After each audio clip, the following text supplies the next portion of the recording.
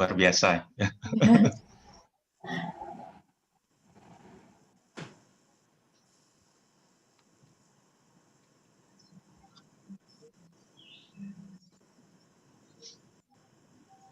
Masih 5 menit.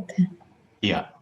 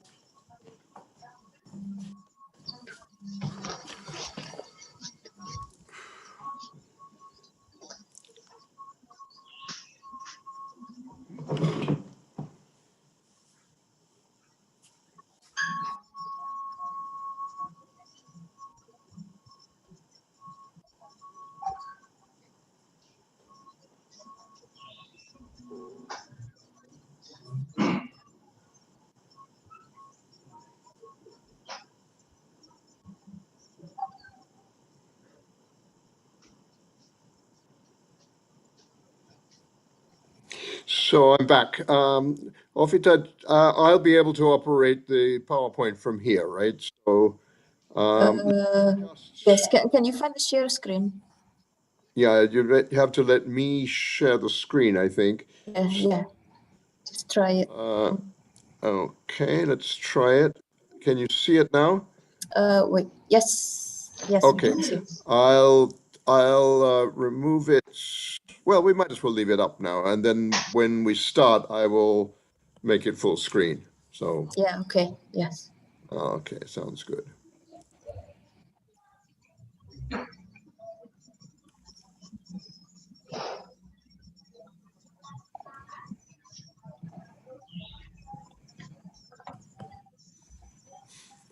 I love the background. It makes you look as if you're in some very large, airy building.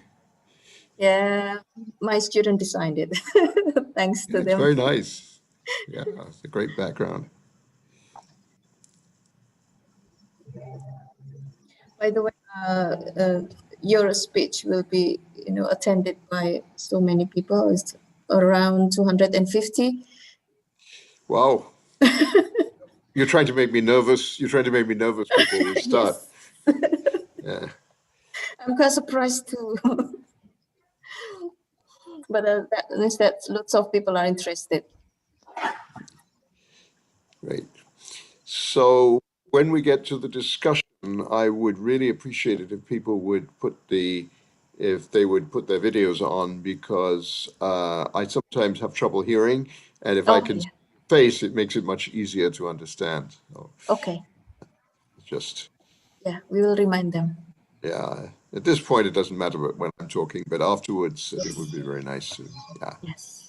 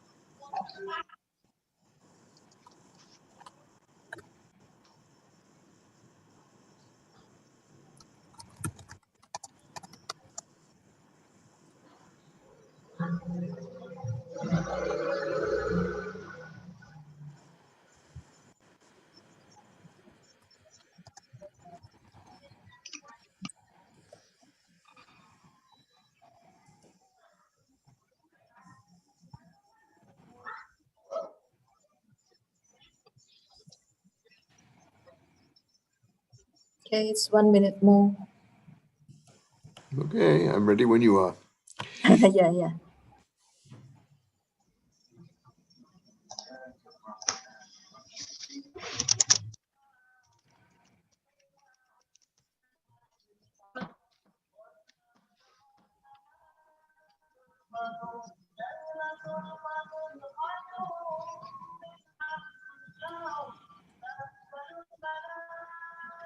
Michael, Yes.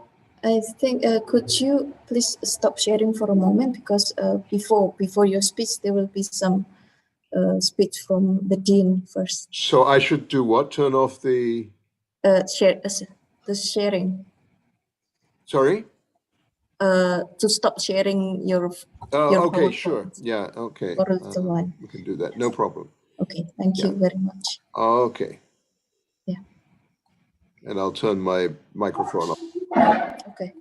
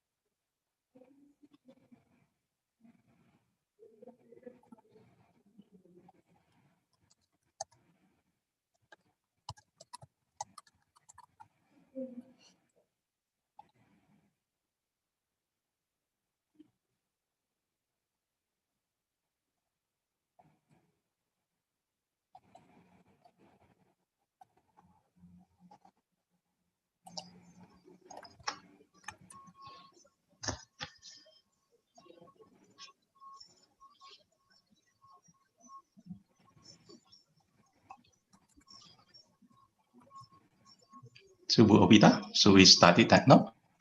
Okay. Yes. Iva? All right, we're ready to begin.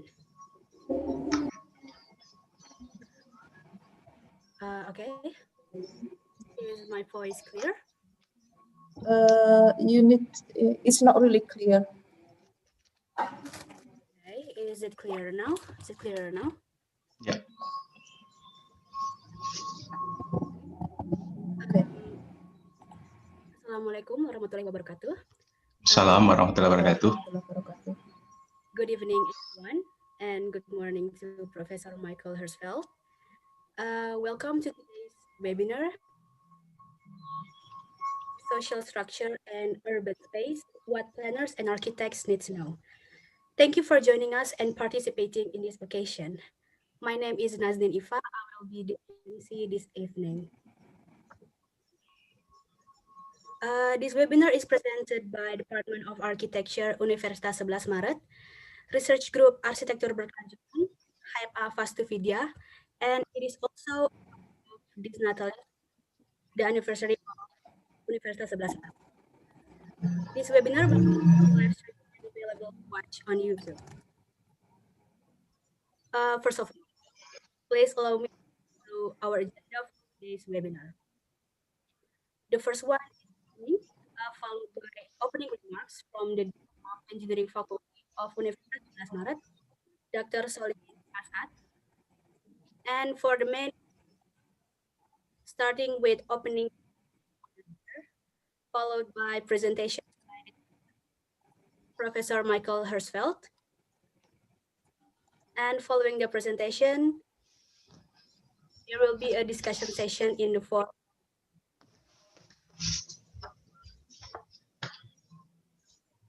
I'm sorry, there seems to be a feedback.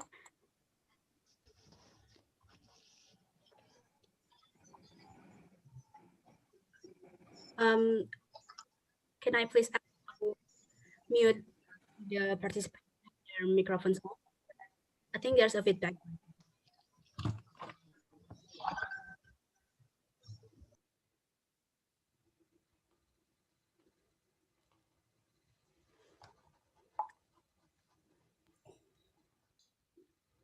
I'm sorry, I didn't hear the last thing. Am I supposed to begin now? Because I couldn't hear very much at all. There's some trouble with the MC. Yeah, there's some, Yes. you're having some problem with your microphone? Yes, I think so. There's a feedback going on because some of the participants have their microphones on, so that there's a feedback going on. I will try with my earphone on. Sorry for the trouble. No problem, take your time.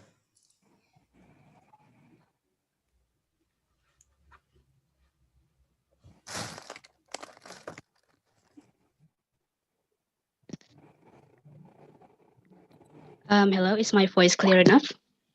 Much Yes. better. That's great. Excellent. Yeah. Yes. Okay, I will start over with going through the agenda for today's webinar so that it will be clear for everyone. So our agenda for today, the first one is opening, followed by opening remarks from the Dean of Engineering Faculty of Universitas 11 Maret, Dr. Solihin Asad. And for the main event, starting with opening from the moderator, followed by presentation by the speaker, Professor Michael Hertzfeld. Following the presentation, there will be a discussion session in the form of Q&A, and the last agenda is closing. Before we get started, I'd like to go over a few items. In order to make sure the presentation go well without any possible interruptions, all participants will be muted during the presentation session. And as for the discussion session, participants can notify through the chat box within the Zoom room and turn their video on to directly ask their question to the presenter. I'd also like to note regarding the certificate of participation, a link to an attendance form will be sent towards the end of this webinar through both the Zoom chat box and the YouTube live chat. And for now, let's move on to the next agenda. Please welcome the Dean of Engineering Faculty, Dr. Solihin Asad, to deliver his greeting speech. Please welcome. Okay. Thank you. Bismillahirrahmanirrahim. Assalamualaikum warahmatullahi wabarakatuh. Very good evening, selamat malam, and very good morning, Professor Hertzfeld. Thank you. And also good afternoon, wherever your location. I am Solihin Asad, the Dean of Faculty of Engineering, Universitas 11 Maret, or UNS. It is my great pleasure to welcome you all for these webinars with the theme of the social structure and urban space, what the planners and architects needs to know. Yeah, this seminar will be delivered by Professor Michael Hertzfeld. Professor Michael Hertzfeld is a Morat Research Professor of the Social Sciences Department of Anthropology, Harvard University, United States. Although he came from United Kingdom, if not mistaken, he mentioned to me before. It is a really great honor for us to having Professor Michael Hertzfeld here to share his idea, his stuff in this evening for us, for all of us, about these topics. Yeah. And also, therefore, as a Dean of Faculty of Engineering, I would like to thank for Michael Hertzfeld for his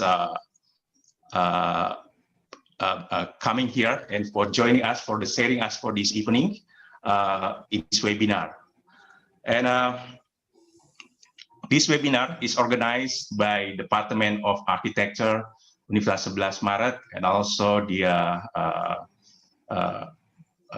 architecture arsitek berkelanjutan or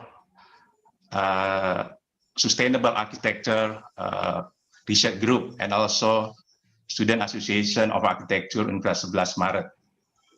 And you know, this webinar also, just for your information, that in the coming 11th of March, we are in the University of 11 Maret, we'll celebrate our 45th anniversary. 11 Maret or 11th of March is the historical date where our first president give the power to our second president. This is the name of our campus right now. So the coming for the 14 days, we will celebrate the 45 years of anniversary of our university. This webinar also is organized as a part of this celebration.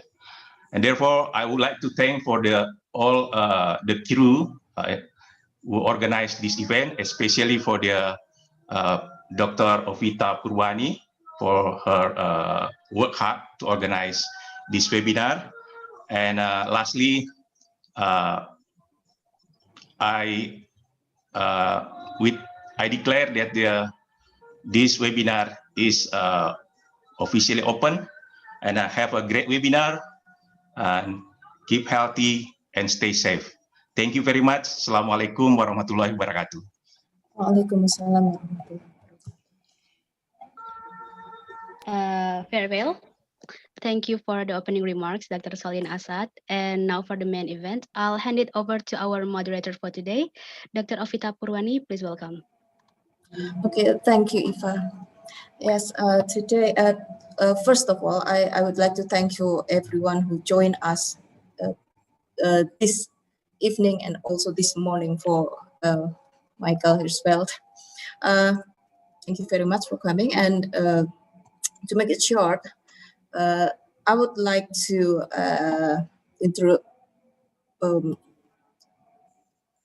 introduce you to Michael Hertzfeld and what he's been doing before we start. First of all, he's Ernest A. Monrad Research Professor of the Social Sciences in the Department of Anthropology at Harvard University, who also teaches at the Harvard Graduate of Design, right, Michael? And he's also the director of the Asia Center Thai Studies program at Harvard. Also the Committee on Modern Greek Studies at Harvard, an honorary professorial fellow in the Faculty of Arts, University of Melbourne, IIS Professor of Critical Heritage Studies, Emeritus, Leiden University, Senior Advisor, Critical Heritage Studies Initiative, International Institute of Asian Studies, Leiden, and Changjiang Scholars, Shanghai International Studies University. So he has lots of appointments right now. And also his research expands from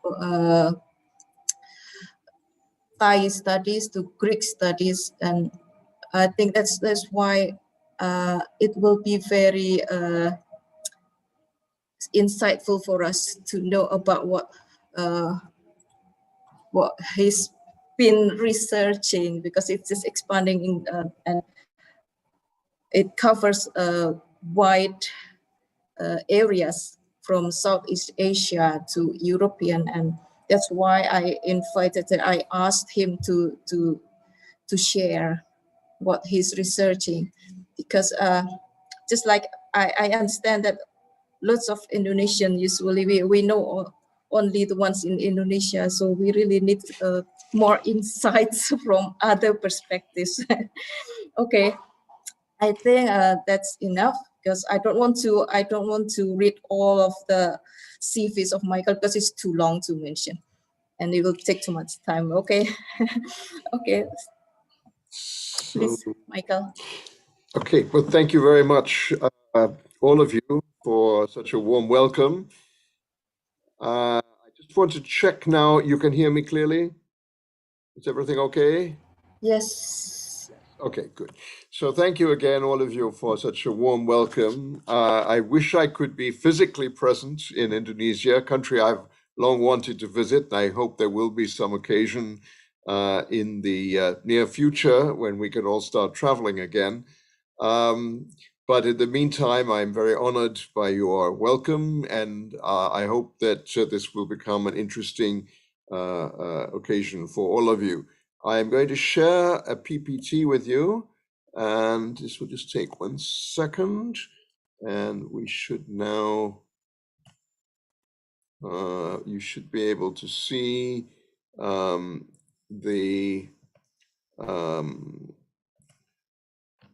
good, you can see the screen, so we'll go straight away. Now, it may seem almost a little arrogant for an anthropologist to say what planners and architects need to say, but as you just said, Ovita, it's important, I think, always to try to understand what we do, whether as scholars or as practitioners, in a more international context. And anthropology as a discipline has two apparently contradictory dimensions. One is that we are a comparative discipline. So I have worked in Italy, in Thailand, and in Greece, and all this research also comes into contact with research by my colleagues. So we never think in terms of one country. But on the other hand, when we do our research, it is very narrowly focused on usually one small place in one country.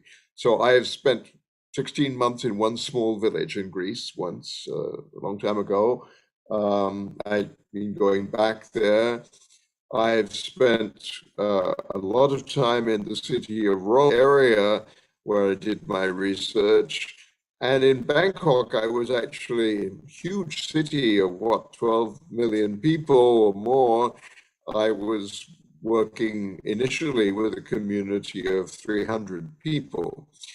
And so this double vision, on the one hand, very close attention to detail at a very local level, and on the other hand, a broad methodology is what we call ethnography.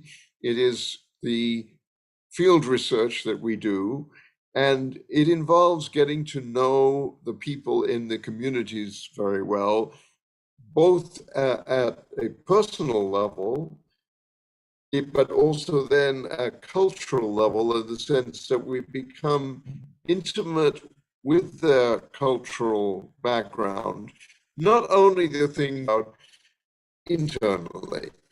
And so for the anthropologist, the real challenge is to gain the trust of his or her informants, and we look for signs of how they feel about us.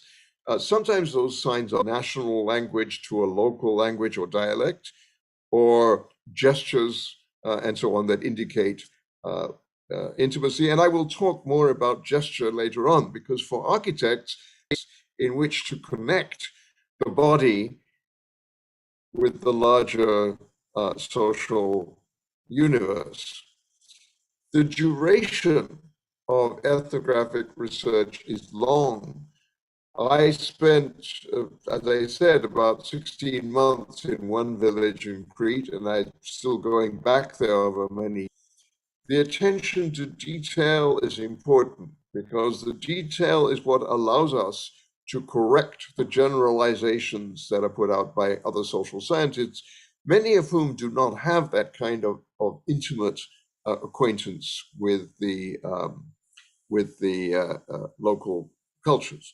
It is important to know the language of the people you speak, and that's not only the official language, but often sometimes, again, as I said, a local dialect.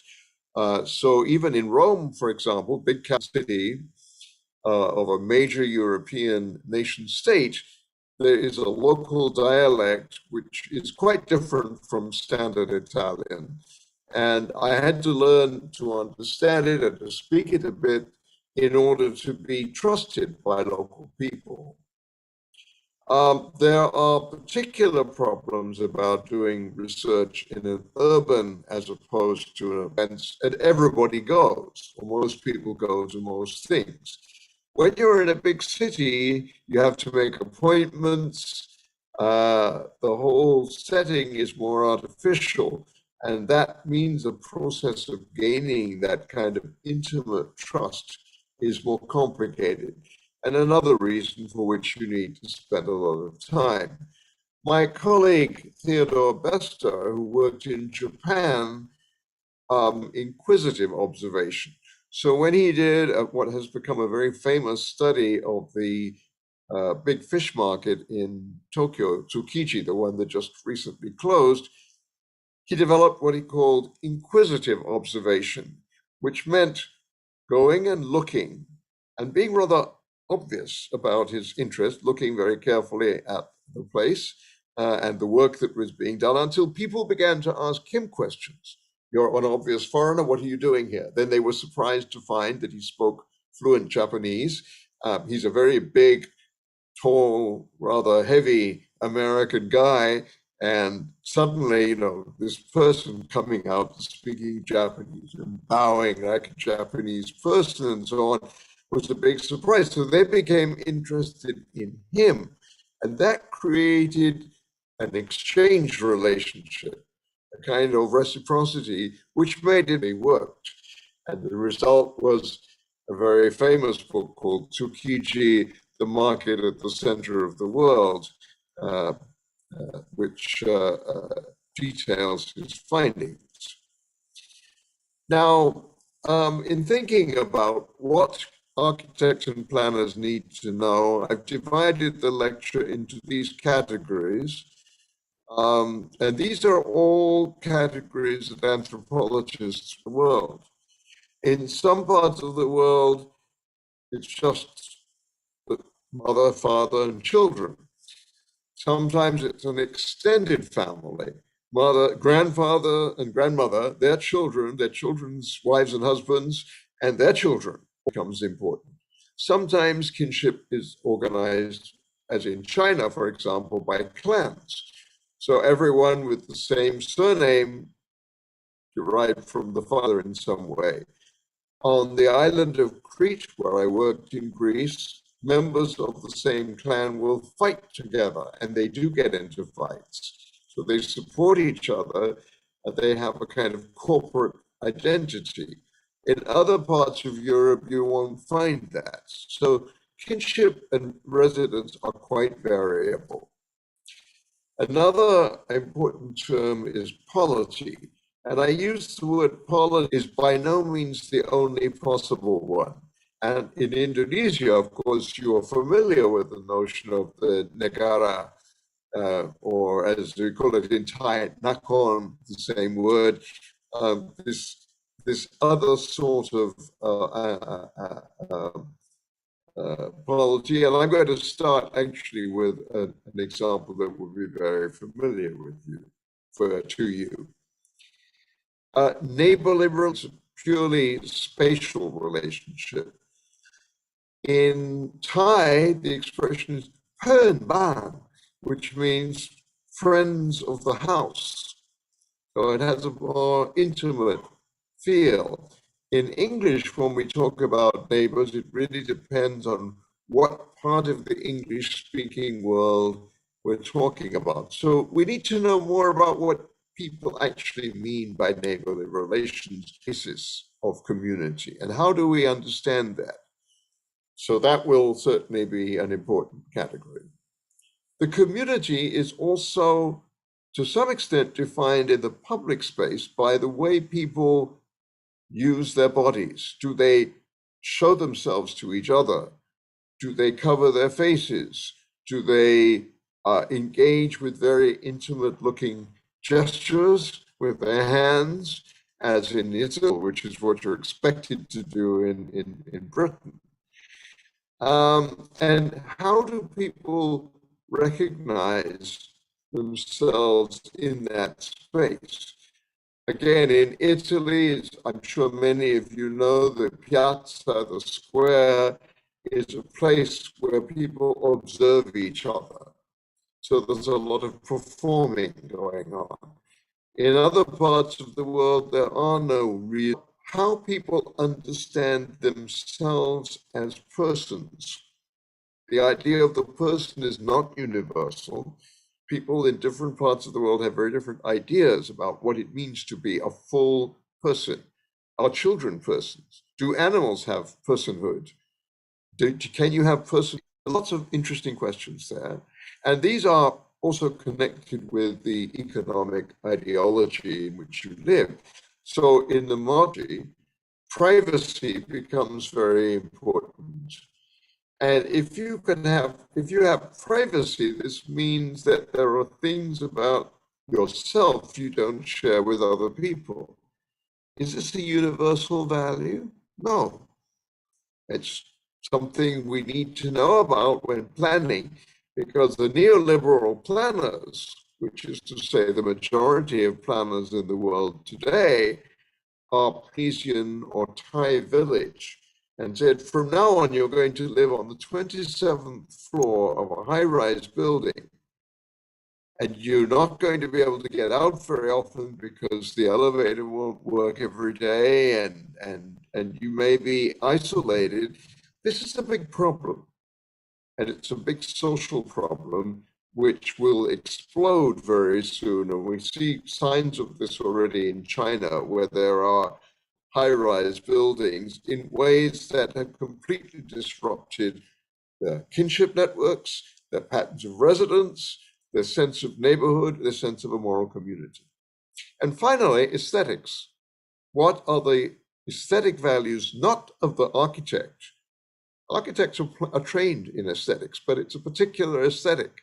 It may be a Western-derived aesthetic. It may be a local but national aesthetic. The idea to build in an Indonesian or Thai or Italian style is always there and is encouraged very often by national governments. What about the local aesthetic? What about the local people? Most architects don't ask local people, what do you understand? Right? But the term beauty, as anthropologists know, because when we move from one culture to another, we see immediately what I think is beautiful, my informants think is ugly. What I think. So this gives us a sense of the cultural relativity of aesthetics. So that's how I'm going to divide this talk up. So let's get started with kinship and residence. We'll do them together. So units, but that's just the beginning because we don't know what a family is when we start to plan. Do we know who will be counted as family members? What is the local kin structure? Is it a nuclear family, as I said before, mother, father, children? There are examples in Eastern Europe, for example, of extended families known as zadruga in Serbo-Croatian, which are composed of the grandparents, their children, and their children's spouses, and then and the grandchildren. Moment of maximum pressure. So the architect needs to know from the anthropologist, how frequently do these zadruge break up?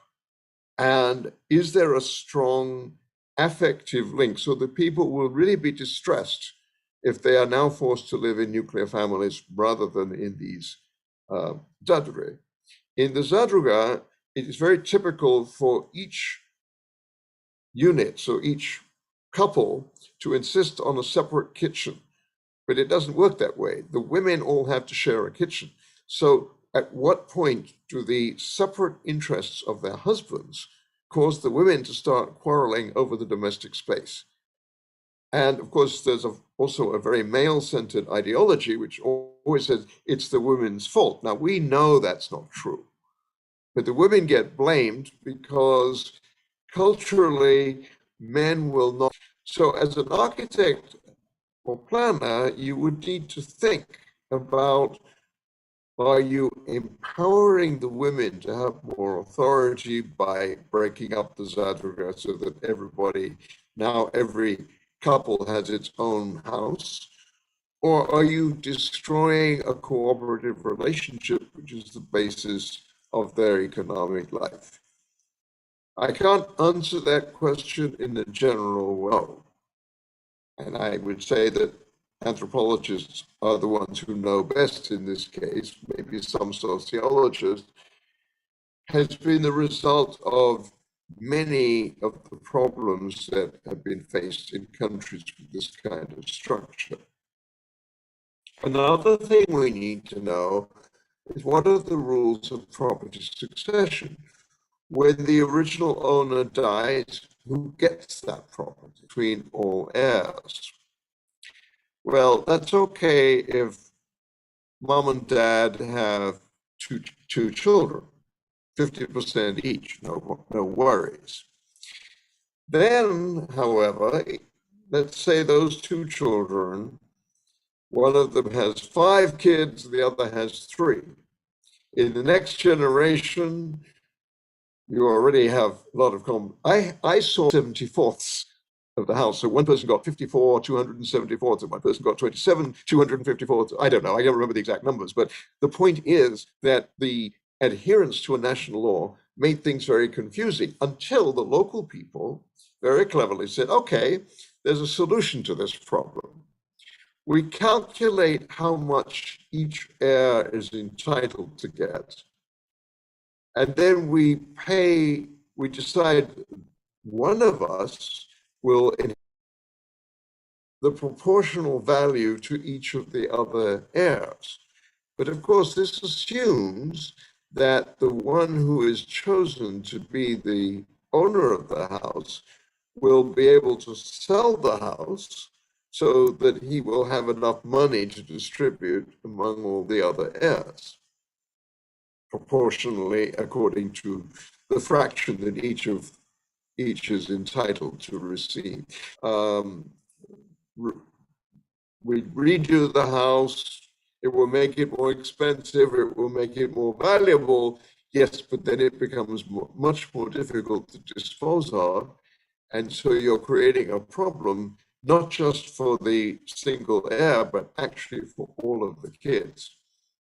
Because if you can't sell that house, nobody's going to get any money and he's going to be stuck. So these are the kinds of questions that talking to planners would want to raise. So here's an interesting example from Greece. This was actually an old study done by an anthropologist, René Hirschon, from South Africa, now living in Britain, and an Indian architect, Thakur Desai. And what they were interested in was the fact that there was a group of refugees from what nowadays is Turkey living in a city in Greece.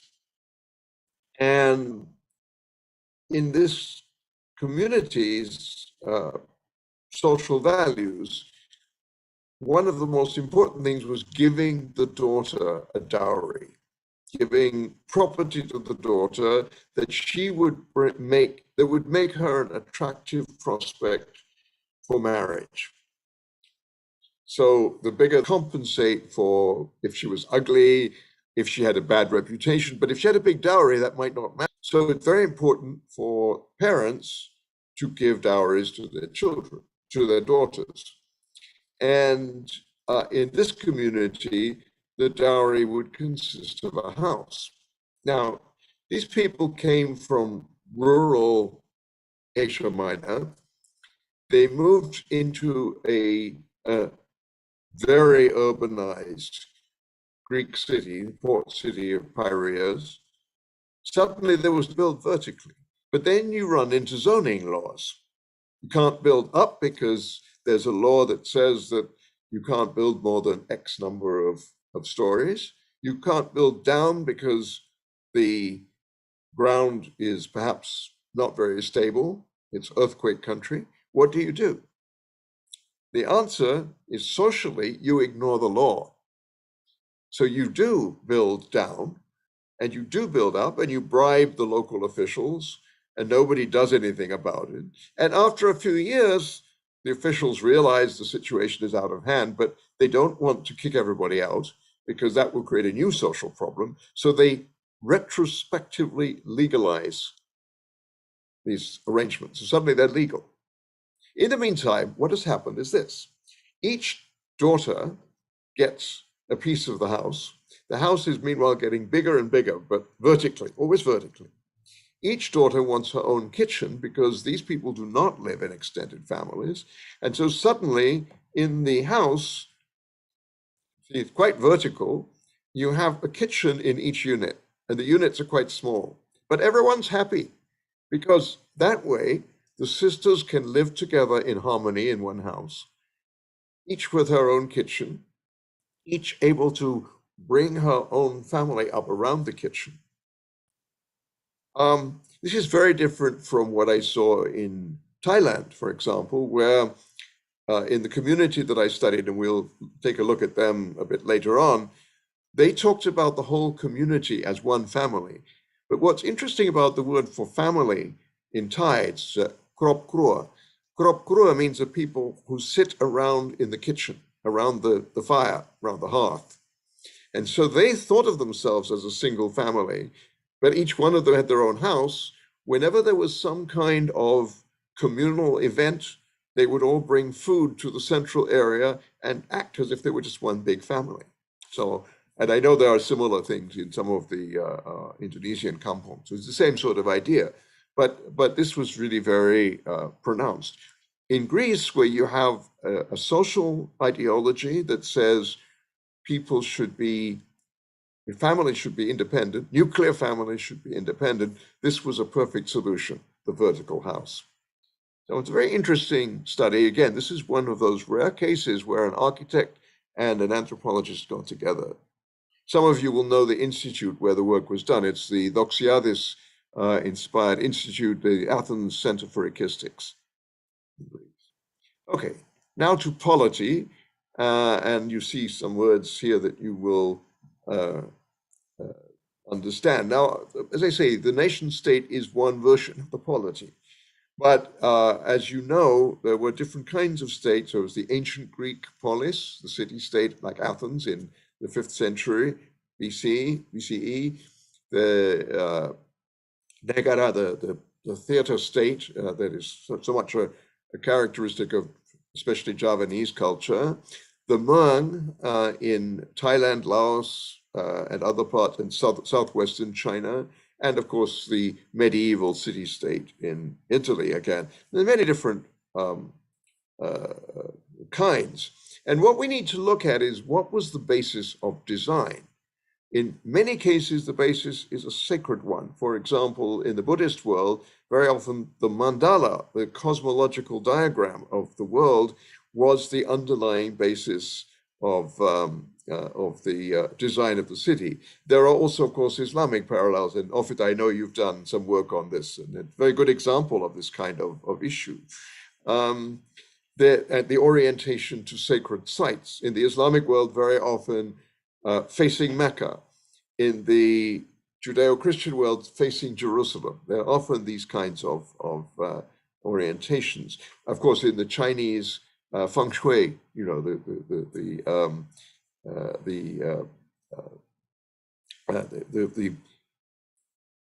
the idea that the spatial organization has to be in harmony with the universe. So there's a question about what is the unit? Is it a house, the way Westerners usually think of their home, my apartment, my house? Is it something that is contiguous with and continuous with the landscape? In other words, what is the ontology of space that local people believe is important, right? Now, Bangkok is a perfect example of a city that went from a mandala-based organization to what we think of as the modern city. And what happens in such a place then is that with the Buddhist religion being predominant, there is a karmic understanding of who gets to decide what the city will look like. And so there's an assumption. Working class people are assumed to have done something terrible in a previous life, which has condemned them to a harsh life of poverty. Wealthy people are assumed to have earned this merit in the present life, which is why a lot of wealthy Thais put a lot of emphasis on self-display. This also has an influence on planning, because it means that the beautification of the city is carried out in ways that are frequently designed by those who are privileged, put it that way. Now, you'll be very familiar with this. This is obviously Borobudur in Indonesia. And I put it in because it's a perfect example of an architectural rendition of the mandala. With the, at the center, the stupa that actually represents the generative power of the king as the center of authority. And this then becomes the design through which cities throughout Southeast Asia for many, many centuries were conceived. This is a Tibetan version of the mandala, just to show you that it really is quite an abstract understanding of the world. And human habitation then has to be refigured or reconsidered in terms of how to put this, of this diagram, essentially. And indeed, the previous capital of Siam, as Thailand used to be called, Siam, Ayutthaya, was built like a mandala. This is an early European painting of Ayutthaya. It's a bit hard to see, but you see the perimeter wall, and there are those concentric circles. There are no streets as such. And then at the center, you can see there is a very large stupa, which represents, again, that generative center. And when the capital was moved to Bangkok, initially, that design, complete with a set of names for some of the parts, was imposed on the landscape in Bangkok, in what is now Bangkok. There's another view of the city. This is a set of visions from something called the Mueang Boran, which is a reconstruction of the total map of Thailand by a nationalistic Sino-Thai entrepreneur, millionaire, who built replicas, copies of all the major monuments of Thailand, placed them on the map, including the one at the bottom right, which is technically now by UN mandate is in Cambodia, but which Thailand still claims as its own. Of course, this was made part of Thailand by this person. What's interesting is that the name of this place in English is ancient city, but the Thai word is Mueang Boran, ancient Mueang, and the Mueang is actually a very widespread word. You find it among all of even the hill tribes that speak Thai-related languages in southwest China. The Mueang is the moral community, again, which is represented by the mandala. So even before they became Buddhist, there was this notion of a center representing usually a divine force. Then it became the force of the divine kinship. And then you have this sense that that power decreases in circles radiating out from that center. So the idea that this is Mueang Boran, this is the ancient Mueang, is kind of a halfway stage between the mandala-based polity and the nation state, which is the official modern polity. But there are some interesting things happening in Thailand, so that, for instance, today, the new parliament building in Bangkok has been designed to look like, in some ways, like a mandala again. So it doesn't go away, and what stays is this sense of ambiguity. Are we a hierarchical society, or are we a modern egalitarian democracy? So there's some very interesting connections between the ideology of the polity and the design of urban space and of individual buildings as well. And we often, I think of the polity as a place where people have to live together. So what they have to do is to live with civility. But civility can mean many things. It can mean we're all going to be polite to each other in a way that is quite repressive. Or it can mean, as in Italy, the Italian word civiltà actually has more the meaning of we know how to get on together. And it doesn't always mean we obey the law. So to be civile in Rome, for example, can mean, well, I have a neighbor who is an undocumented immigrant, and if the police catch him, he could end up in prison. So I'm going to hide him, and I'm going to help him find a job. That's being civile. In Vietnam, on the other hand, as Eric Harms has shown in a very recent, wonderful book it's called Luxury and Rubble. It's a great title.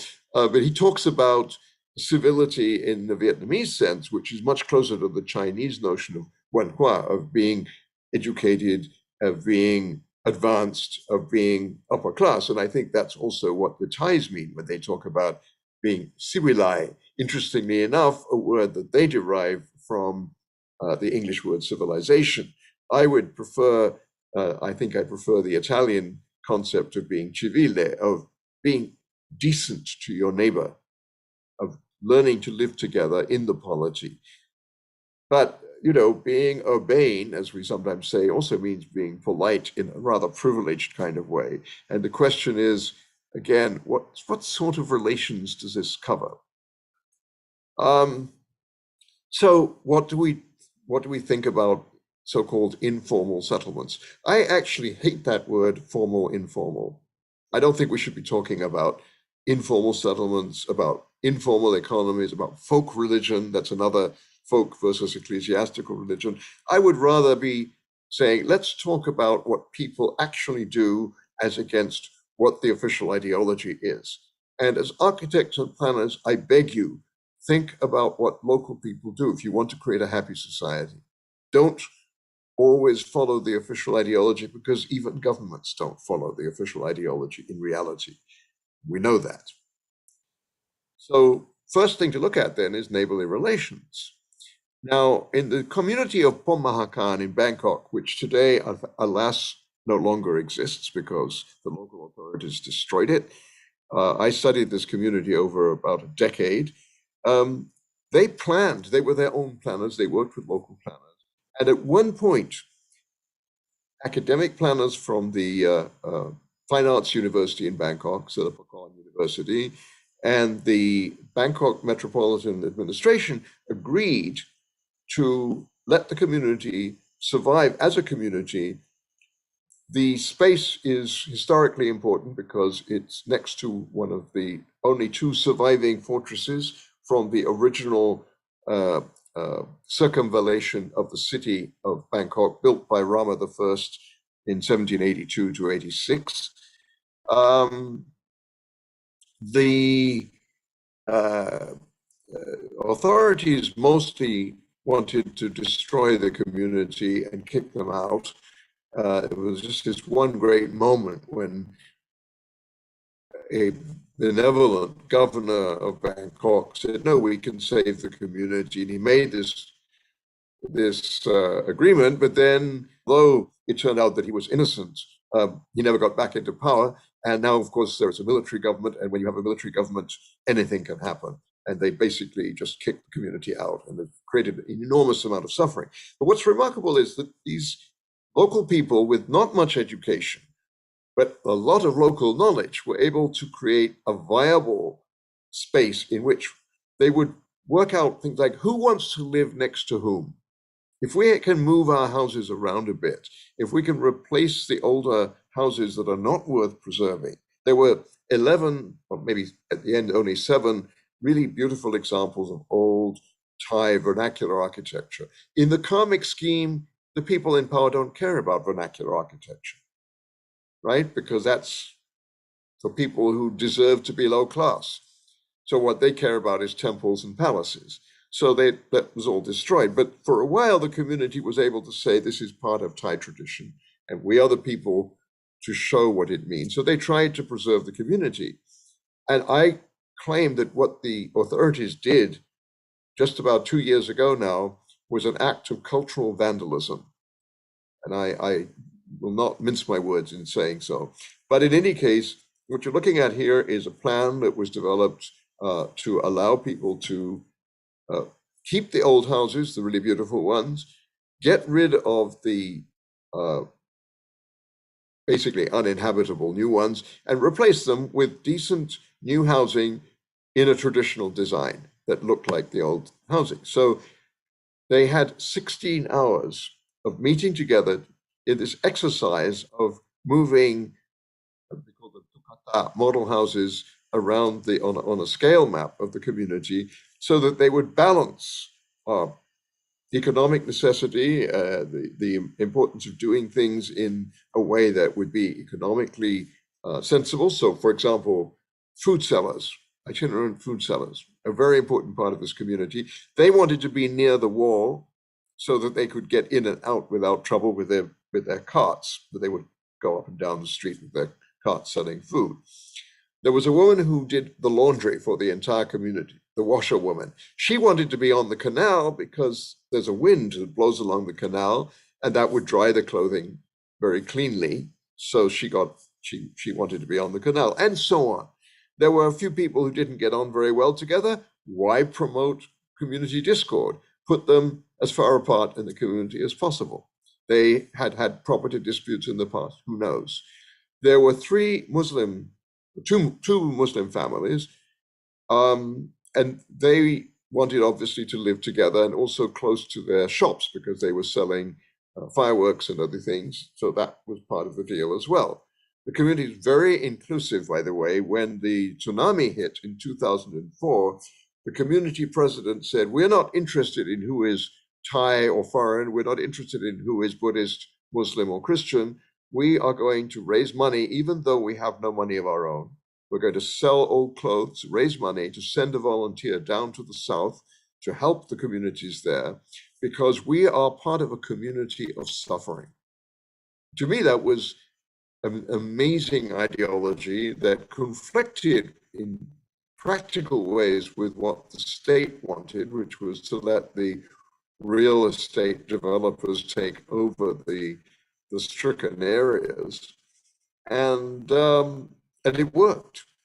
It worked. They went down there. They were part of a nationwide movement to help rebuild the South. So there again, to them seeing how they were trying to strategize their struggle with the authorities to let them stay. In the end, they failed. And unfortunately, I think most attempts to resist eviction do fail because the forces of urban development have so much financial power behind them. But I believe they have to be resisted. This community could have been an example for all of Southeastern delegation that came to visit the community at one point. I remember very vividly. That was when I just started to do my fieldwork. I was very impressed by this international appeal. But it wasn't allowed to happen. When developers sit down with local communities, is we have to participate. We have to have participation. But the American urbanist Shelley Arnstein, many years ago, wrote an article which was in the 1960s, reprinted just a year or two ago,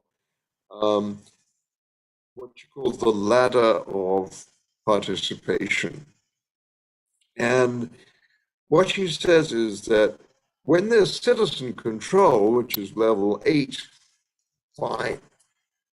But how often does that happen? Therapy, right? We inform you, but we're just telling you what we're going to do. Yes, we're consulting with you, of course, but we're going to do it anyway. Placation, keep you quiet, keep you happy. But partnership, getting a little better with partnership, you might have a chance to influence the outcome. Delegation. We create delegations for different interests. They start to fight with each other.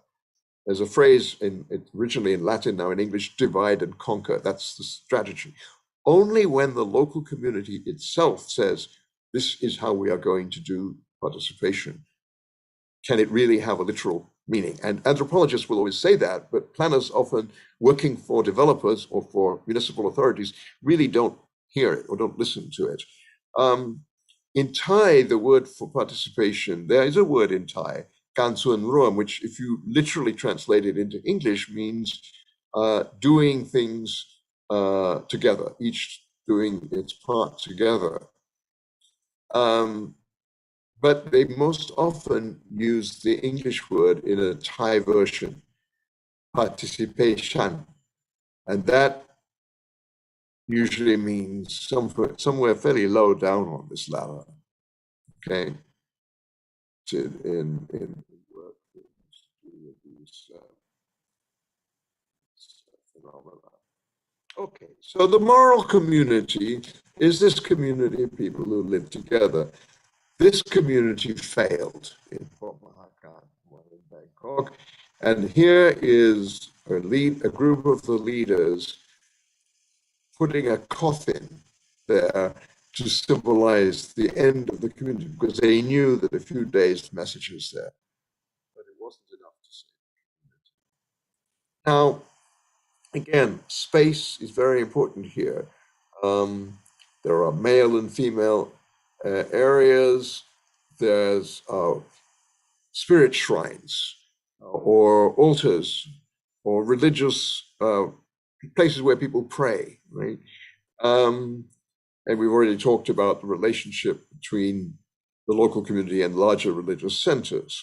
There's also the relationship between where you live and where you work. So the Chinese shop house is a perfect example of a functional relationship between those two things. Downstairs is the shop or the workplace, upstairs is where you live. The Italian Casa Bottega is exactly the same thing. In Rome, you have exactly the same structure. And the religious aspect I'm going to talk to you about in a moment. There were medallions of the Virgin Mary, very often with the child Jesus, all over the walls, everywhere. They look like this. So some of them quite old. And, you know, if you didn't know the background, you would think, these people are very religious and very pious. Well, they are religious. Another one hidden behind the glass. They are very religious, but in a way that you perhaps wouldn't know if you had not lived in the community as I did. What this means is that these are people who are considered to be no longer, because again, the working class people have mostly been evicted. When I was doing my field work, there was still a lot of them living there. They were seen not only as low class, it was a zone for various kinds of money lending activities were illegal. There was some violence, there was a local underworld and so on, but also very, very tight. And it's been pointed out by historians that the reason that there are so many images of the Virgin Mary is that these people consider themselves to be sinners. In the Catholic religion, all human beings are sinners by definition. Therefore, they need to pray for absolution, right? For forgiveness for their sins. If they don't get forgiveness, they go to hell. So in a place which is thought to be very sinful, you're actually going to find more of these shrines. And they symbolize not the deep formal piety to a life of poverty and of crime, that they also need to have the Virgin Mary to intercede with her son, Jesus Christ, on their behalf. And so there are a lot of these. I mean, we walk around there, it's quite amazing how many there are. There's another one this time with Joseph as well, but that's unusual. He doesn't usually play a part. Back to Bangkok, we have, of course, these spirit shrines. And these spirit shrines are shrines both to the ancestors of the original owners of the site and to the spirits of the location. Although the Thais are Buddhist, they have a rather syncretic form of religion, and this is not the formal Buddhism of the Sangha. So it's a very mixed kind of religion. And look how domestic it is. This shrine is an object of veneration, but it's also very conveniently used to hang your laundry out. So, and it's not considered sacrilegious to do that. Now, you know, a Westerner arriving in this place would be shocked. Maybe somebody from Indonesia would be shocked as well. I don't know Indonesia, but for a Thai, this is simply accepting that the spirits of the place are real. They are part of that domestic moral community. When the community was demolished, even the authorities left these spirit shrines standing, and then they had to be removed, but they were removed more respectfully, because to destroy them would have invoked the anger of the spirits on the community, on the city. In fact, what happened was that they put an empty, nobody ever came there because there was nothing interesting. Then they tried to have a flower display, which was much less interesting than the garden that the residents had planted. So we see a succession of failures that contrast very unfavorably with what these very energetic and dedicated local people, if the planners, to create something unique, but also something that would serve as an example of community activity for the rest of the world. Here are more of these shrines, very domestic. could see. And then there was the shrine that was originally the shrine of the whole community. And this was moved to another place. And the cat, by the way, on the right, gives you a sense of how peaceful this place was when the people were living there. The cat would sleep on the shrine. They would respect the cat because who knows, it might have been one of their ancestors. And now, Thai for a cat is a common nickname, by the way, for people. So who knows? You know? And there were also then statues. Couldn't resist putting that in. Now, gesture is another thing. Gesture can be very intimate, and people who know each other gesture in ways that are recognizable. If you use certain gestures, we know you're a member of the community. I think I'm going to, this is a more language. Gesture is much more unreflexive than language, right? Because you can think about how you're using language. It's quite difficult to control your bodily, your everyday gestures, although you can do it with a mental effort. But also, gesture doesn't have the grammatical specificity of language. Sign language does, right? So if you're signing to a deaf person, that is, you know, that's not body language, that's bodily gesture. So here is a Bangladeshi cook in an Italian Roman kitchen. Very good cook, cooks entirely Roman style. I asked him, well, as a Muslim, aren't you upset at having to say, well, look, I don't eat it here, so I do this. So he has this the gestures identify him as totally Roman. This is a very Roman gesture. It means, what am I supposed to do? How would I know, right? So here is a case of adaptation. Now, the anthropologist also has to adapt. When I'm in Rome, I talk like an Italian all the time. When I'm in Thailand, I'm very respectful. And my body, you know, if I'm speaking Thai, my body posture changes. We don't think about it when we're doing that, but learning a language does involve quite often this kind of thing. So I want to think about it in terms of here, something from a film I made. They're actually talking about gesture. Okay, this gesture means, what am I supposed to do now? Or, look, you wouldn't believe how crazy this is. So, and he was trying to explain it by saying, well, the Pope does this too, but that's a rather strange, a rather special explanation. But what's important is that these gestures take place in a space, architectural space, either bottom left in a public square, very often with a fountain in the middle where people sit, they're watching each other, people walk around the fountain. So there's interaction among people even when they don't know each other.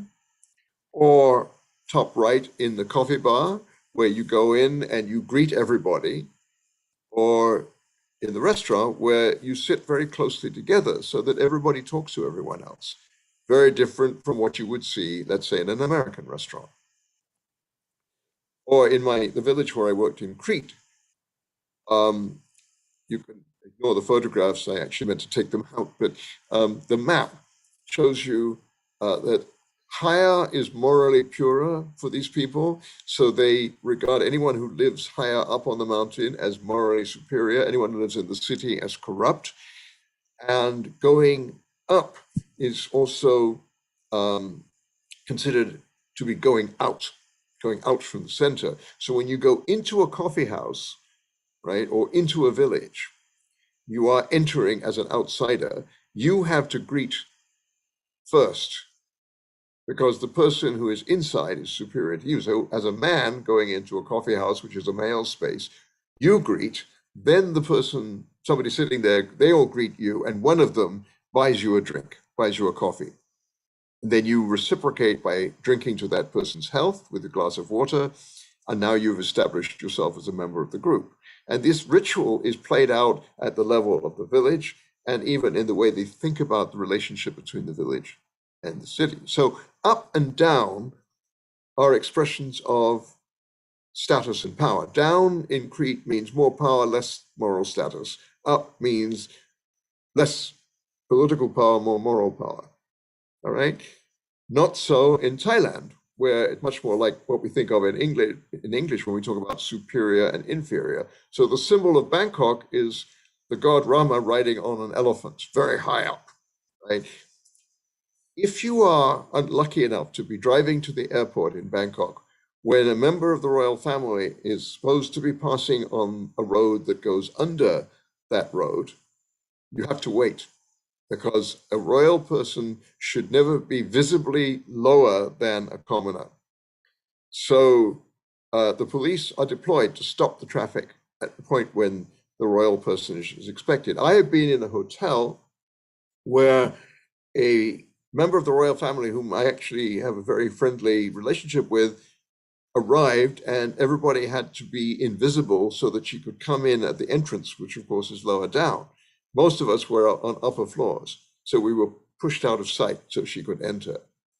And of course, the greeting, which is derived from the Hindu namaste greeting, called Y in Crete, in Thai, is intimately linked to status, so that the higher the Y, the more the person you are gesturing to is your superior.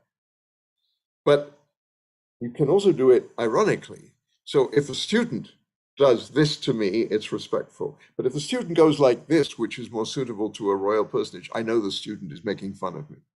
And this is the kind of thing you only know when you're on the inside.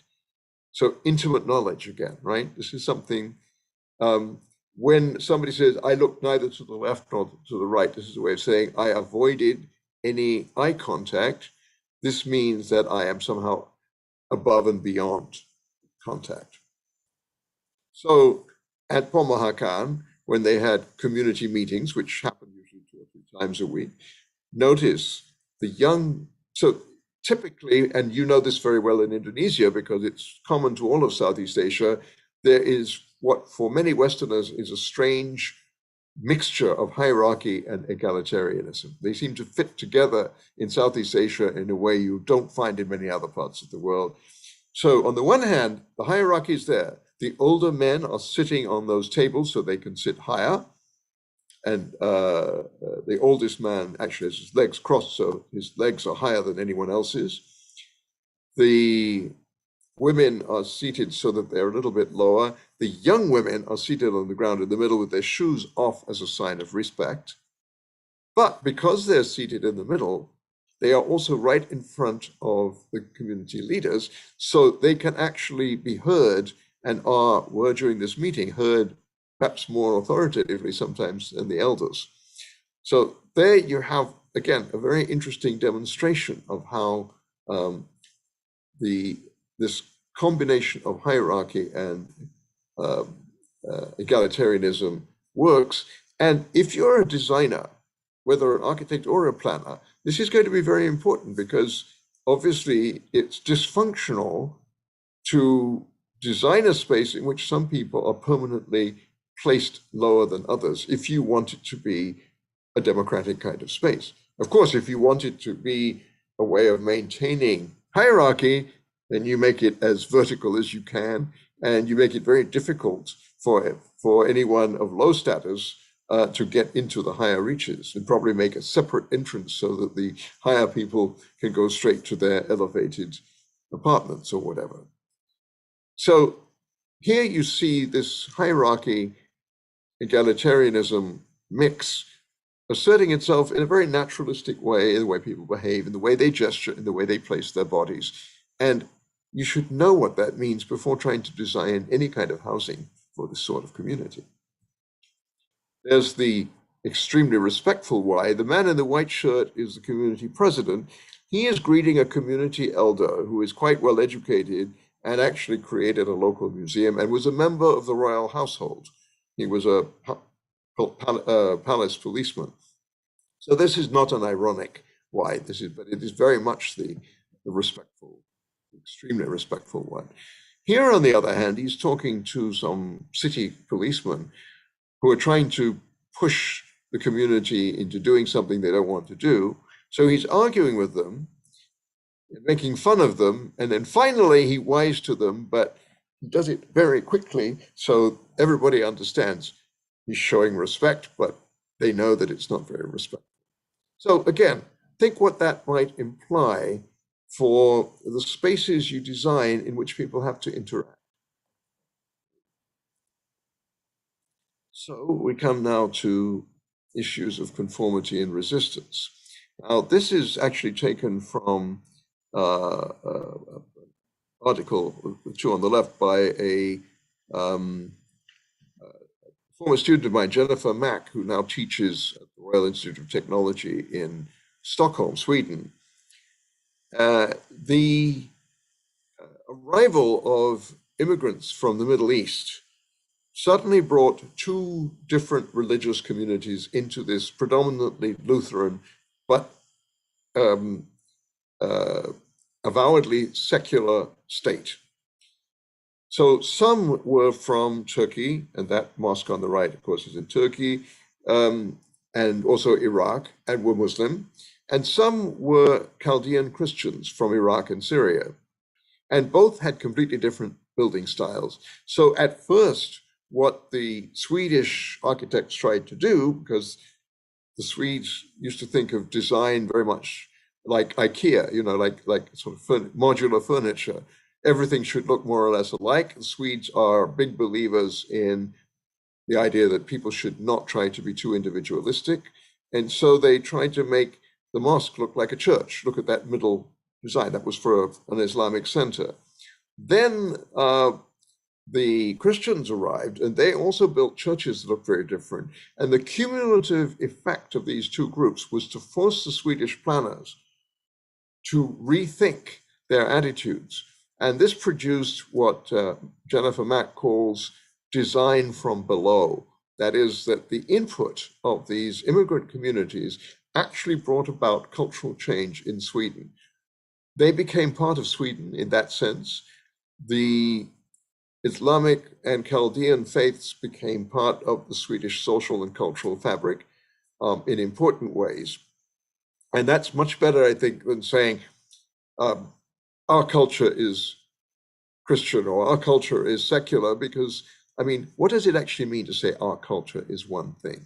Culture is a process, not a thing. Culture changes all the time. Every anthropologist can tell you that. And I think, you know, that in the end, the solutions that were reached, now, unfortunately, we don't have time to go into them, were much more acceptable than these really quite overly conformist looking things. The opposite, of course, of conformism is destruction. So here we are back in Oaxaca, and there's one of those beautiful old houses on the right. On the left, you see their own attempt to create a heritage museum. All of that was destroyed. And it was destroyed in the name of aesthetics. And this is my last section. Beautification. Now, in Thailand, there is this notion of Thainess, which is, again, karmic. So to be fully Thai, you have to be a member of the privileged classes. You have to be Riep Rai, which means neat and orderly.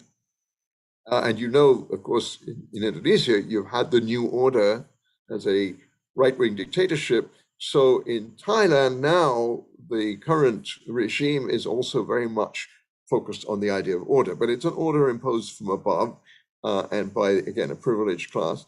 They're very concerned with looking good.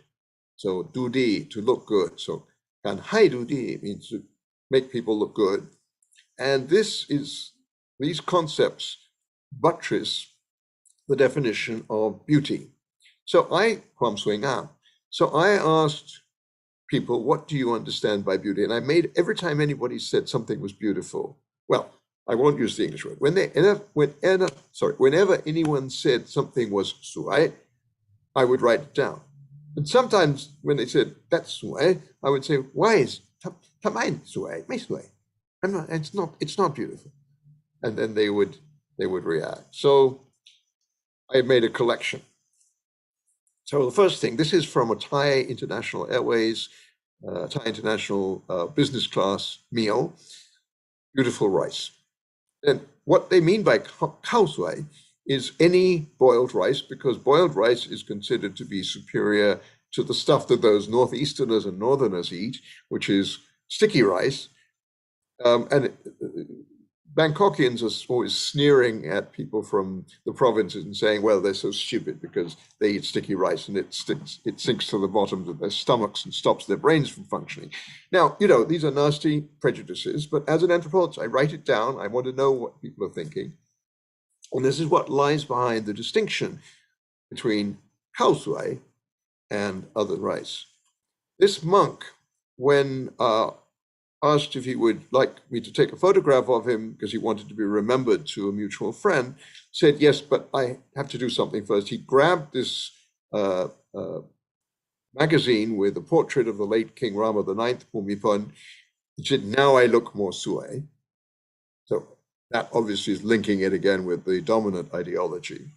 This is an ad for a shop that offers to paint over wooden doorways in polyurethane paint. I think what the implications, and it says, and we will make them suai, beautiful. So old is ugly, new is suai, right? So we're beginning now to make a semantic map of that word suai.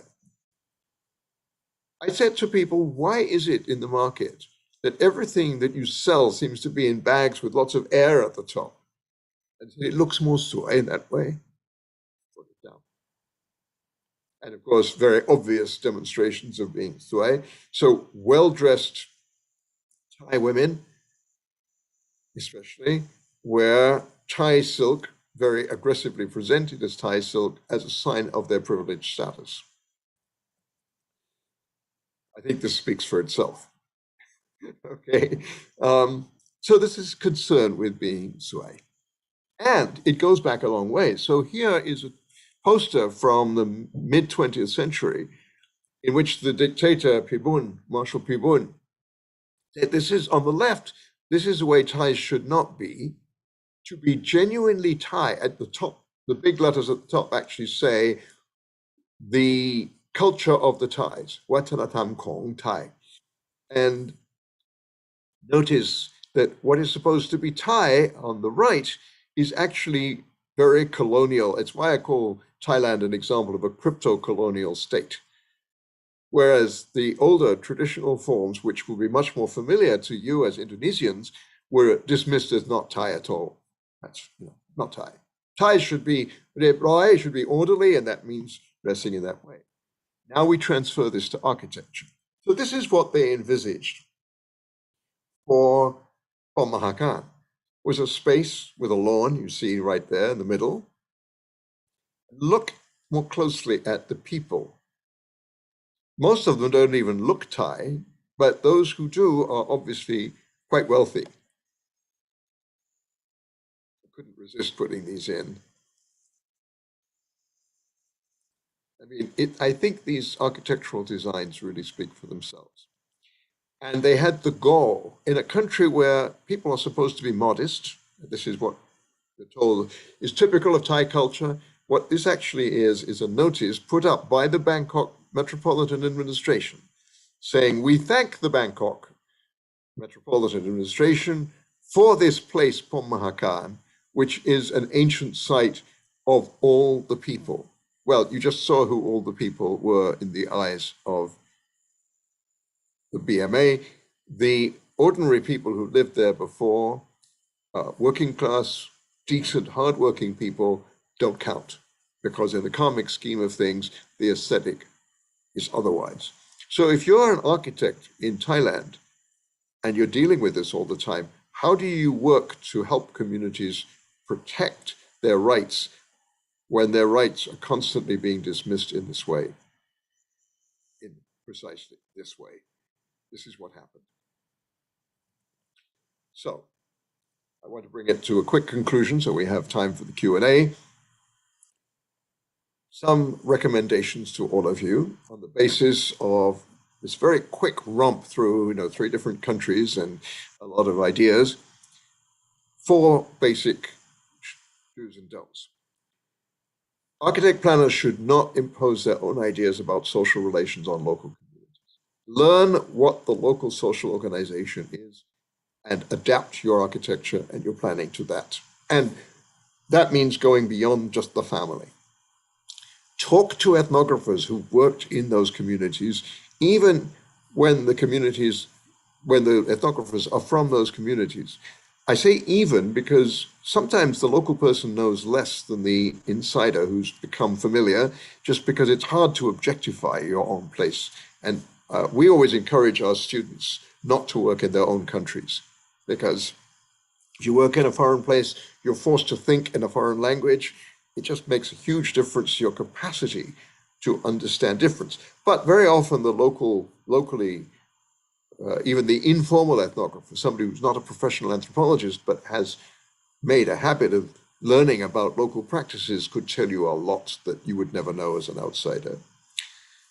Try to avoid hegemonic terms like beauty. Efficiency is another one, of course, but beauty is the really dangerous one. Because, hey, what's not to like about beauty? Everybody thinks beauty is important. Well, beautification can become a blight.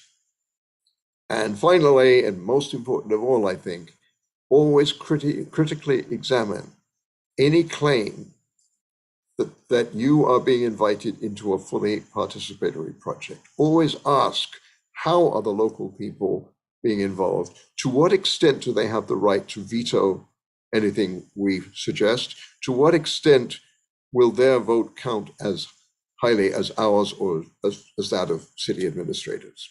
And with that, I'll end, and I very much look forward to hearing your comments and questions. Thank you very much for your attention. Thank you very much, Michael. This is very long and detailed presentation. And we have some questions in here from Rosvina Widayati. And may I, sorry, Alfita, yes. May I interrupt just to say, please ask everybody to make sure their video is on when they ask a question so that I can see them, because it makes it much easier. Yes. Unfortunately, Rosvina Widayati asked me to let me ask you, because she's on the way, traveling, so the signal is not really stable. So yeah, so I will read the question to you. So you said earlier that we have to observe what local people do to create a happy environment. So the question is that, what if the local people consist of several tribes that might have different cultures and values?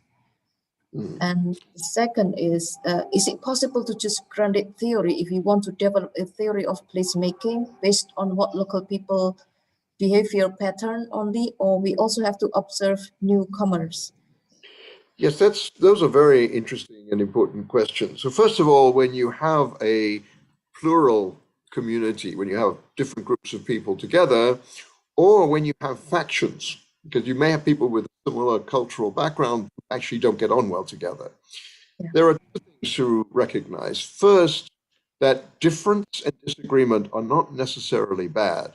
Even there's an Italian planner who has actually argued that conflict can sometimes be a very beneficial feature of urban life, because conflict allows people to express their disagreements.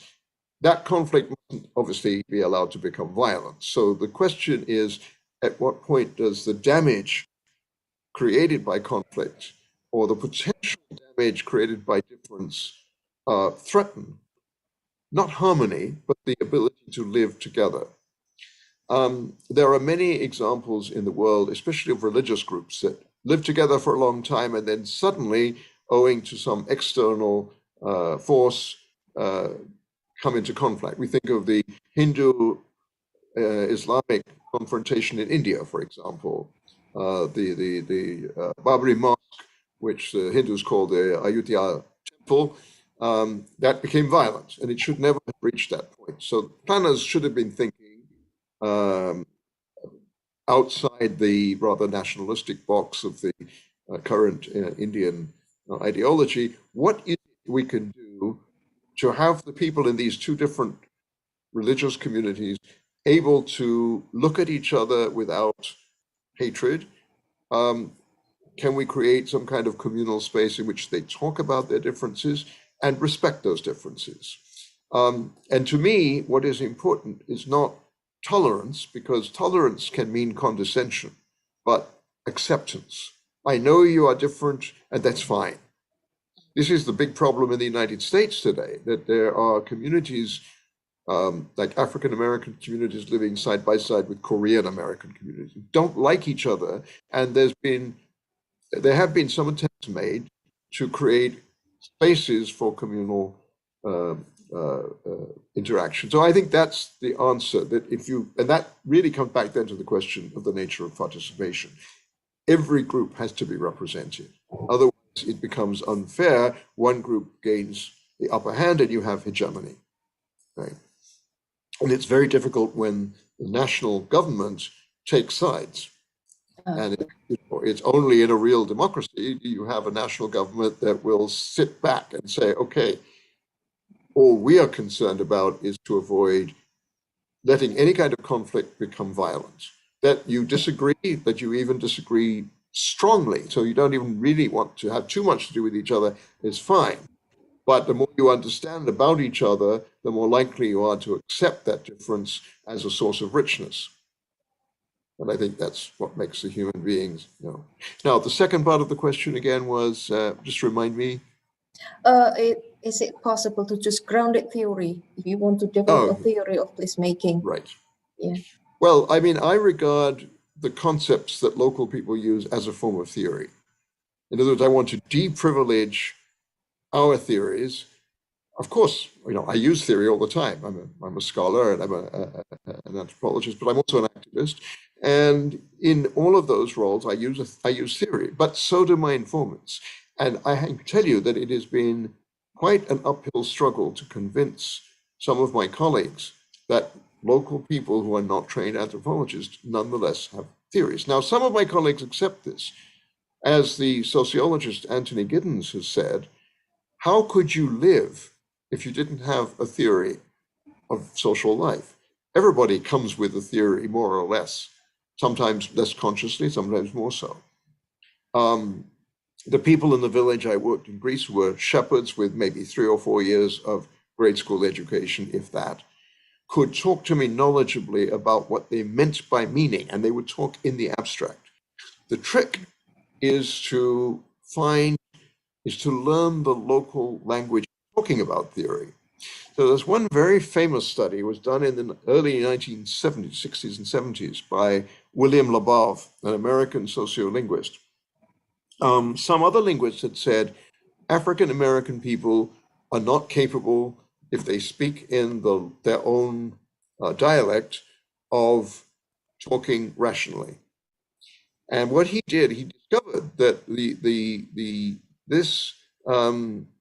this view had grown up because all of the scholarship on what's known as the Black English vernacular had been done by men, grown men, interviewing usually kids who were very nervous because these men saw them as somehow the enemy.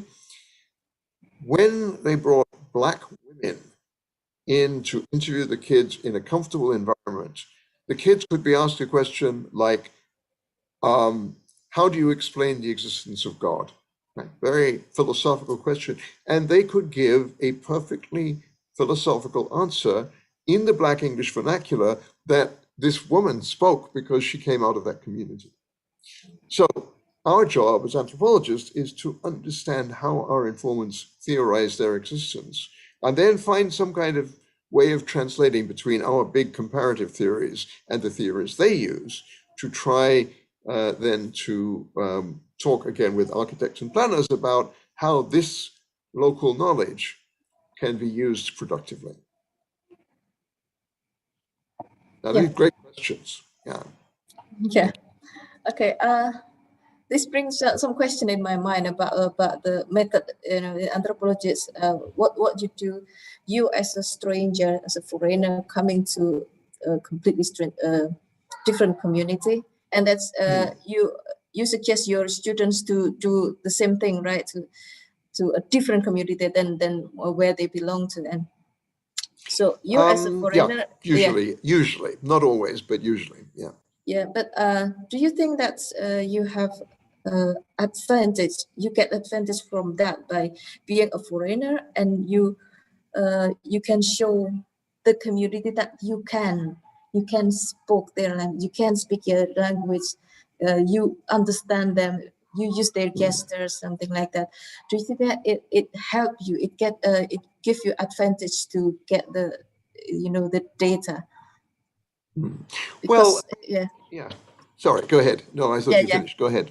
Sorry, because sometimes my students who live here and they come to a community, and it's so difficult to get some trust from the local people, even when we have the same, almost the same culture, but different.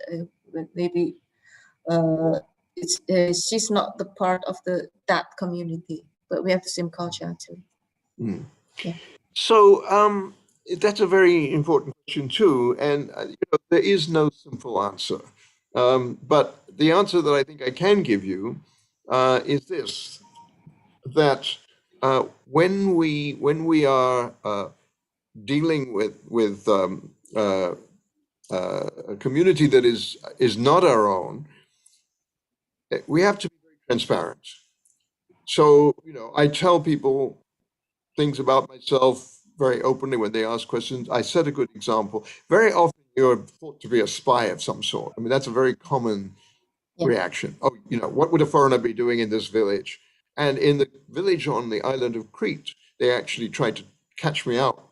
And once they decided I wasn't a spy, then suddenly they really opened up. The guy who was most aggressive about it became one of my closest friends in the community. And his son, he's died now, unfortunately. His son and I still, lovingly recollect that moment when he decided I was okay.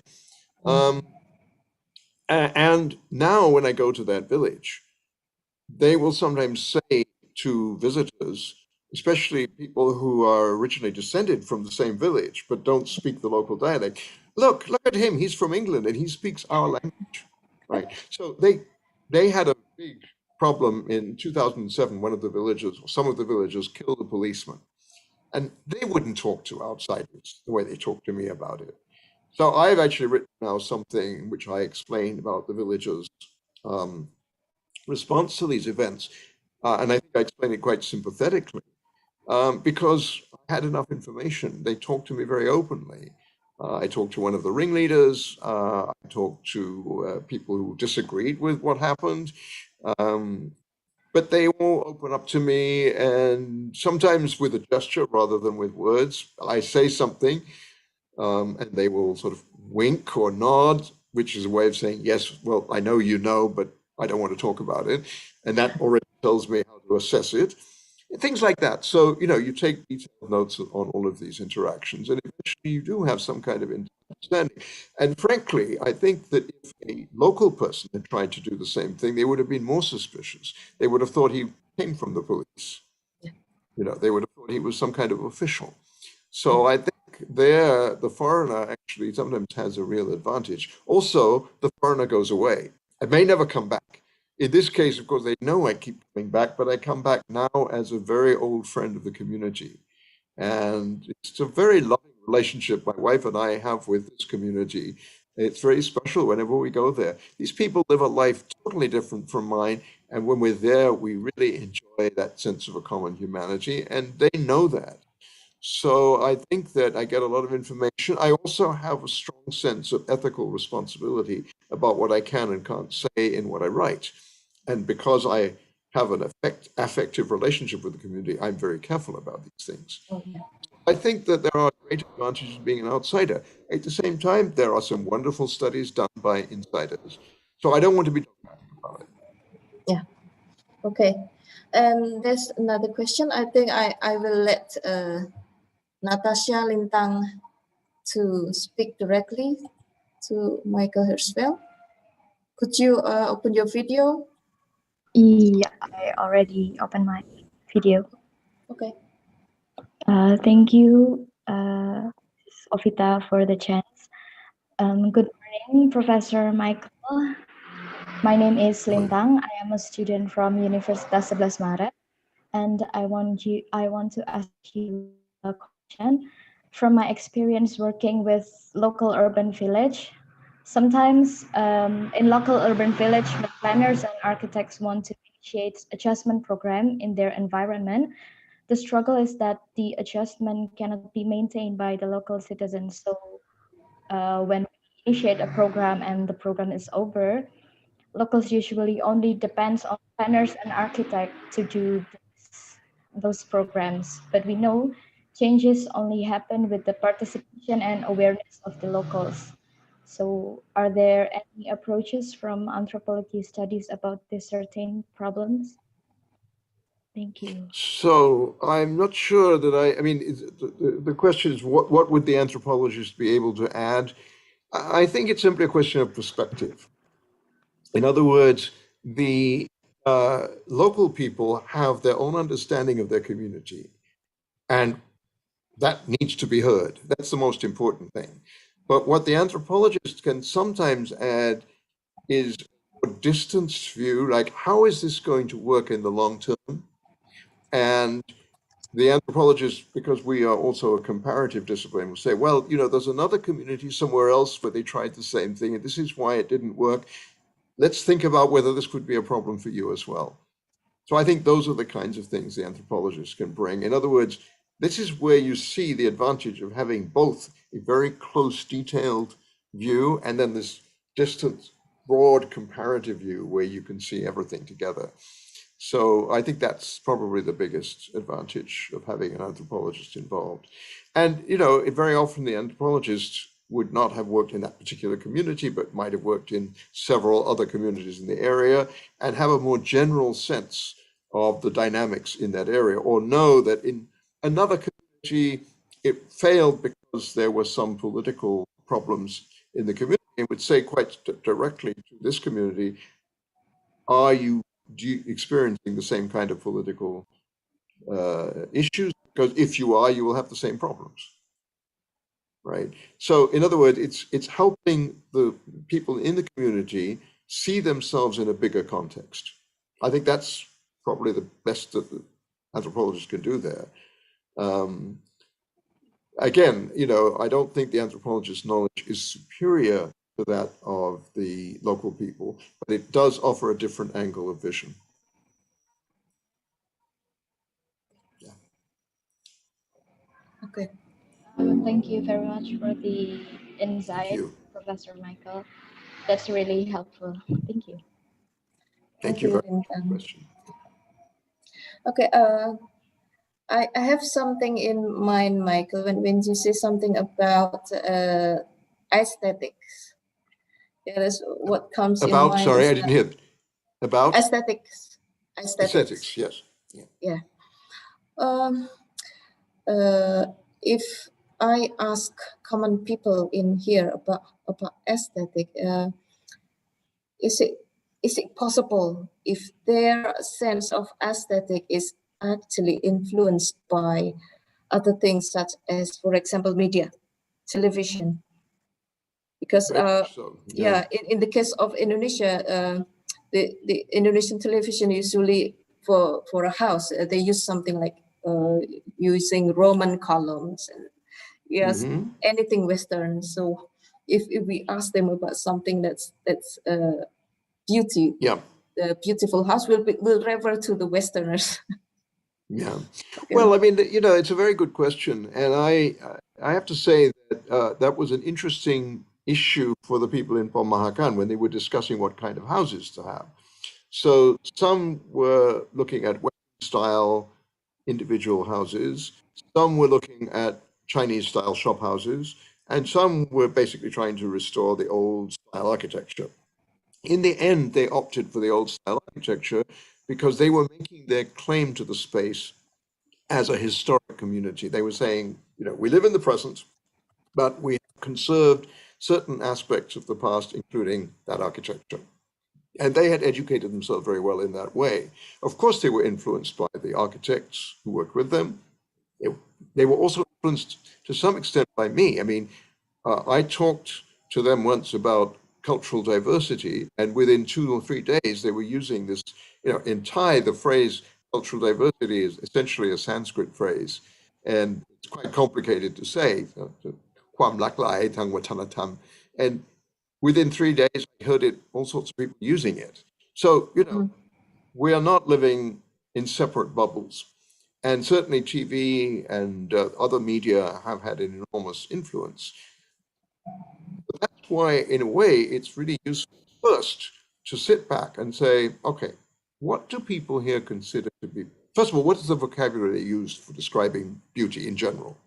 What's beautiful, what's nice, what's appropriate?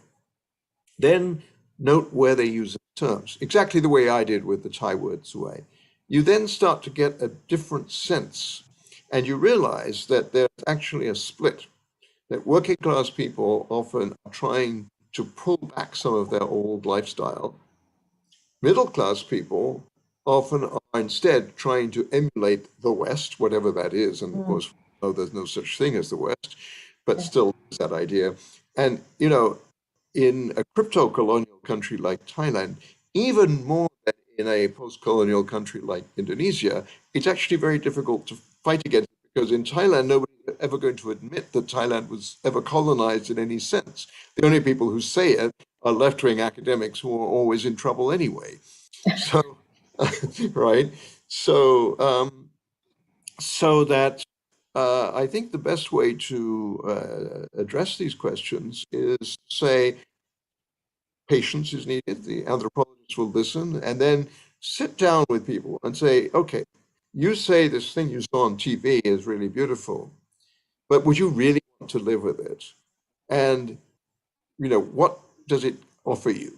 Because it's their right to decide. If they want to emulate some sort of Western style, if they want to put up Roman and Greek columns, I mean, I see this in Thailand a lot too, of course, and elsewhere, fine. But, help them realize that those are signs of a Western hegemony. Talk to them about the history of those things. Give them the education that they are giving you in talking about their values. I see this as a reciprocal relationship.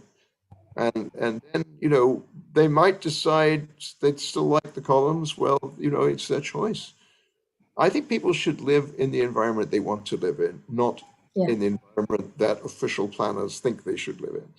So that means that even when we are nostalgic for what we think of as the authentic past, which also doesn't really exist, authenticity is a mirage, we also have to restrain ourselves and say, no, let's listen to them. We can argue with them, because I think not arguing with the local community is also condescending. It's like saying, oh, well, they wouldn't have the intellectual strength to stand up to us, which I find insulting. I'm willing to argue with them, but at the end of the day, it's their lives, their place, and they should be allowed to live there as they want. Yeah. Okay. So before we, argue with them, we have to something like educate them, so they really know their choices, that they have their choices. But we also are being educated, so that that's the important thing, and we make sure they understand that we're not coming to them as educators. We're going to tell them what we know. They're going to tell us what they know, and each of us will arrive at an opinion. Yeah, and that definitely that kind of research will take years, just like what you did in Bangkok, in Italy, and Greece. Well, I'm a utopian, but it's happening a bit in places like Italy and Greece and Sweden. Again, I think of Jennifer Mack's work. It's much more difficult in Thailand. I think in Indonesia you have the chance to make it work, because you are a democracy, and there is, for all of the problems, there is obviously a lot of space for arguing about this. And even in Thailand, despite the current situation, which is very unstable, there are spaces in which people are trying to achieve the same thing. But it's difficult. It's very difficult. Yeah, okay. There's also another thing that's from Rosvina again. I missed it previously. So it's about, in Indonesia, the government is planning to move the capital somewhere to Borneo, to Kalimantan. And that's actually very different place. and what should we do, and because it's really we have to build a new city for the capital. So what should we do to plan this city? Yeah, this is a very difficult question. There's actually a very good study of the new city of Brasilia, the capital of Brazil, by an anthropologist called James Holston. And I recommend it very, very strongly because he actually looks at the way in which Brasilia was conceived. Now, Brasilia, I've been there, I've seen it. It's a nightmare for the workers and a paradise for the wealthy, because the wealthy have cars, so they have mobility. Because the way it's an ultimate modernist idea that each sector, now each part of the city is divided into sectors, and each sector has a function. So you have travel agencies in one. There were 17 travel agencies in one sector I saw, hotels in the next one, banks in the next one, and then some things are central to the city, so you have to have a car to get around. If you're a middle-class person with a reasonable income, it's fine. If you're a worker who's maintaining the fabric of this artificially created city in the jungle, basically, you have to wait for hours to get on a crowded bus that will take you for another 2 or 3 hours to your slum dwelling further out into the jungle. Now, the workers fight back. There are graffiti all over the place.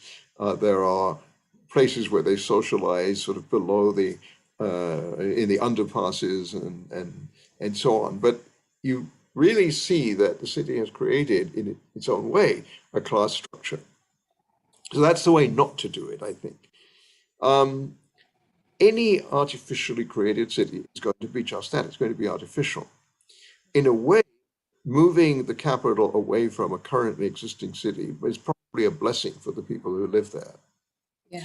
Because nowadays, the form of the polity, what I call the bureaucratic ethno-national state, which is what most of us live in one way or another, those states didn't begin as that kind of institution. I mean, the modern nation state is about at most a couple of 100 years old, as we understand it. Nationalism as a modern ideology, it has precursors, but they were very different ideologies. And so the old capitals were not designed for this sort of bureaucratic functionalism. Rome was essentially fossilized by a decision taken soon after the unification of Italy by the new Italian government, which said, we don't want Italy's or Rome's historic center to be spoiled, so we will prohibit the development of industry in the city. So it remained for a long time a city predominantly inhabited by working class and artisan class people, right? And still has that identity to some extent. It's one of the reasons that other Italians look down on the Roman accent. And so Rome, in some ways, although it is the capital, it's capital of a very loosely federated country. Culturally speaking, Italy is still very variegated. People speak their local dialects. They're mutually incomprehensible to some extent. And then you look at a centrally organized society like China, where, in a way, the modern city of Beijing is a perfect reflection of the functionality of the national organization. So I think that living in a capital that has outlived the older kind of polity can be very uncomfortable. I know that the Thais are thinking of creating a new capital as well. Part of the thinking there is also to move the center a little bit away from Bangkok and away from the floodplain. But also because being a capital has meant that a lot of the symbolic work that goes on in the old city has very destructive effects on the lives of local people. Look what happened to Pemahakan. That's part of a much bigger process. Now there's a plan to build a boardwalk along the riverside that has already displaced 200 communities. So I think look at what Holston has said, and we we should be saying to countries planning new capitals, keep them small. All you need them for is a government to have a place where it operates independently of everyone else. Don't try to develop them into major industrial centers, but make sure that they communicate well with the real lived spaces, urban spaces of the country, as well as the countryside, of course. Okay, thank you very much. I think there's no more questions. And thank you very much, Prof. Michael Hertzfeld. This presentation has been so very insightful, and the discussion is also so precious. I hope Thank to you meet very much you for having again. me. Yeah, I hope to meet you again someday in the future. But by the way, I will be in NUS again this May, and I will contact you again for something that we might be collaborate. I would be very happy to come back. Thank you very much for having me. And if any questions occur to you after we close this evening, I think if Ofita, you don't mind, I would suggest that you pass the questions to her and she can pass them on to me. She has my email. And if you want to be directly in contact, you can get my email from her. So that I'd be perfectly comfortable with that as well. Thank you all very much for your patience, and good luck in all of your planning, in your design, your architecture, your activism, and all the good things you do. And thank you, Officer, very much. And also my thanks to your Dean for his warm welcome. You're welcome. Now I give it back to Ifa as the MC for the closing. Very well. Thank you, Professor Michael Hertzfeld, for the insightful presentation. It has been very interesting, and with the discussion session as well. And thank you, Dr. Ofita Purwani, as our moderator. And that leads us to the end of this webinar. We're glad to inform you that there will be another webinar themed Town Planning and Fortification Design of the Dutch POC in Asia in the 17th century with speaker Dr. N.Yu Wang on the upcoming March 25th. We hope to see you there as well. I'd like to remind the participants who haven't filled out the attendance form to do so that we can send a certificate of participation through your emails. The link can be found in the chat room. And lastly, thank you all to all the participants who have attended this webinar this evening. We hope you enjoyed this session. Good evening. Wassalamualaikum warahmatullahi wabarakatuh. Good evening.